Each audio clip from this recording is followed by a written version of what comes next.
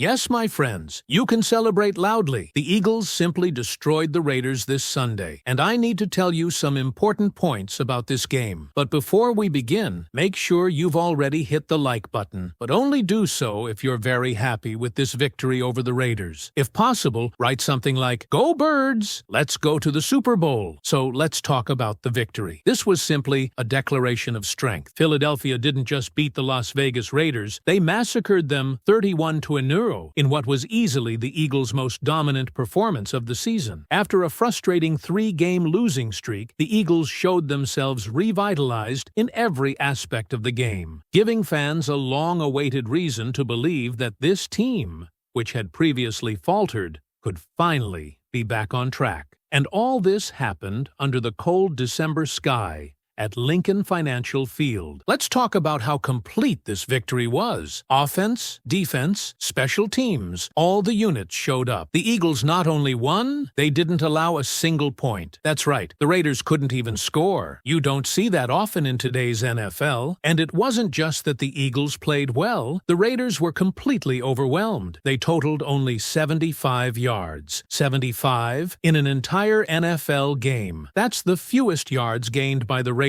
since at least 2000. You'd have to scour the archives to find something more pathetic from an opposing offense. And that's not by accident. That's what a focused, fired-up Eagles defense looks like. Kenny Pickett was 15 of 25 for a meager 64 yards and a pick, with Zach Bond skying for a highlight interception. Brock Bowers shut down. Just 6 catches for 28 yards. Ashton Jeanty, their top back, held to 35 yards on 9 carries. This wasn't a bend-don't-break performance. This was a brick wall. It was flat-out domination. Then there's the offense, finally clicking after weeks of sputtering. Jalen Hurts played maybe his cleanest game all season. 12 of 15, 175 yards, 3 touchdowns, no picks. He even added 39 yards on the ground, using his legs effectively on key downs. One particular 3rd and 12 draw where he broke outside and moved the chains felt like vintage Jalen. Confident, in control, dangerous. We saw the return of balance in the offense. Saquon Barkley ran the ball 22 times for 78 yards and a touchdown, and Tank Bigsby chipped in with 17 carries for 57 yards. This wasn't a one-dimensional attack. It was layered, it was smart, it was aggressive, and it was productive. 183 yards on the ground,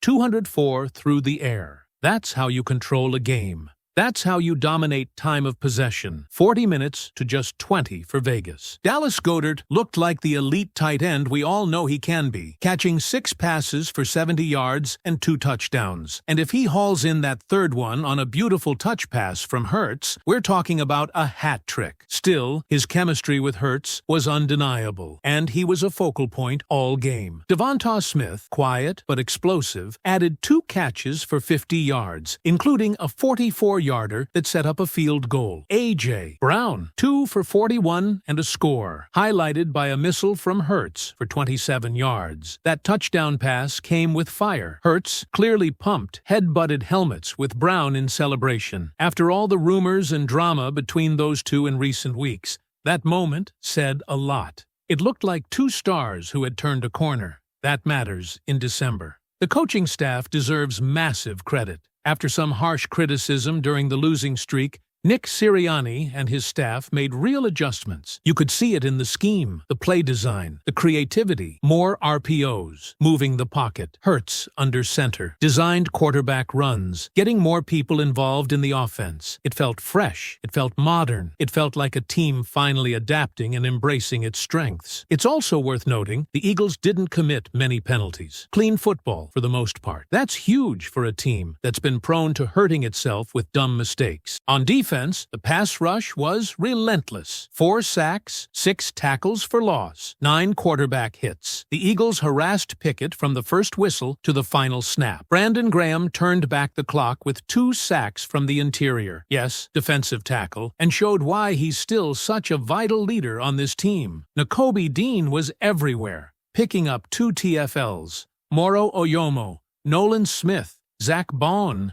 Jay Hunt, Jalen Phillips. Everyone got involved. It was a full-team defensive performance, led by energy, discipline, and pure execution. The timing of this bounce back could not be more critical. With just a few weeks left in the regular season, the Eagles control their destiny in the NFC East. The magic number is 2. Any combination of Eagles wins and Cowboys losses that adds up to 2 secures the division. With games against the Commanders, Bills, and again the Commanders to close the regular season, the path is there. The pressure is real, but after this win, the hope is too. Let's not ignore context. Yes, the Raiders might be the worst team in the NFL right now, but the point isn't who the Eagles beat, it's how they did it. This wasn't a squeaker. This was a blowout. This was a clinic. And it wasn't fluky. It was the result of actual, tangible improvement. Adjustments from the coaching staff, improved execution from the quarterback, confidence from the playmakers, a defense that is flat out terrifying.